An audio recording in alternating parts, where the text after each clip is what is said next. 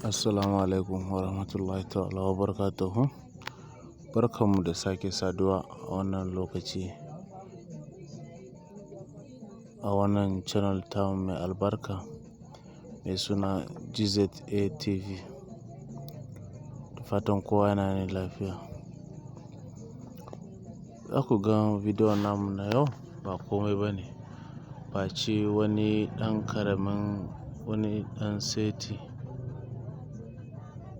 ko zan ce wani ɗan seti.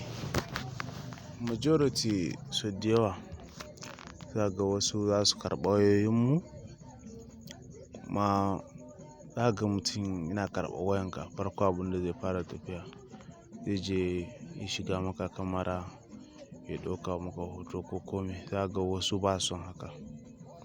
To abin da za ka yi a nan shine, don ya kasance kai ba ka son haka, za ka je Play Store. Ana yanda an saba ɗauko application, sai ka rubuta kamara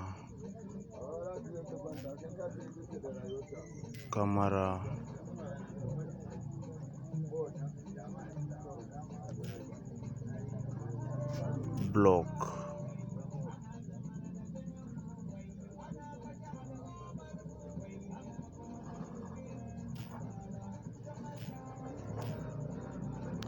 Camera block.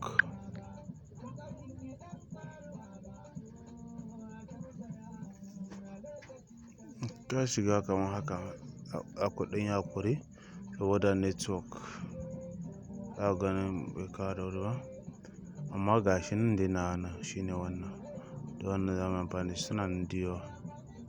Ka zo kamar haka,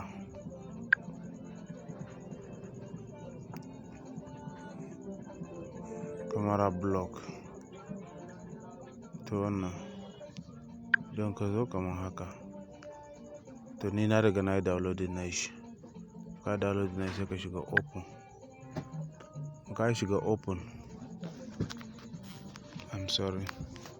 ka shiga open kamar haka.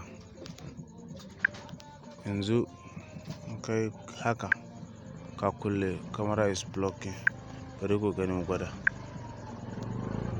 Ka gani? Kun gani? Haka kamar kamera yana da matsala ne, ba za ta taɓa yi ba. Amma me idan ka zo sai ka shiga haka. In ka zo, in kai za ka ɗauka hoton sai ka shiga ka buɗe haka. Bari ku gani to, na cire shi yanzu ne. Kun gani? To, ka gani yanda yake? Kun ga yadda yake? To, daga nan sai ka samu, ana iya sa mata key. In ka ga dama za ka sa mata key saboda tsaro. Idan bidiyon ya burge ka, kai kokari kai mana sharing nashi kuma ka danna mana subscribe. Mun gode.